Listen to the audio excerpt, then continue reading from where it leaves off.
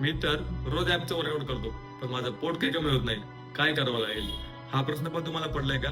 तर एक गोष्ट लक्षात ठेवा, ऍपचा वर्कआउट करून कधीच तुमचं पोट कमी होणार नाही, कधीच. तर त्यासाठी काय करावं लागेल?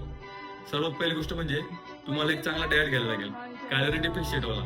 समजा तुमच्या मेंटेनन्स कॅलरीज 2000 आहेत, तर तुम्हाला दररोज 1800 ते 1900 कॅलरी घ्यायला लागतील. याला बोलतात कॅलरी डेफिशिएट.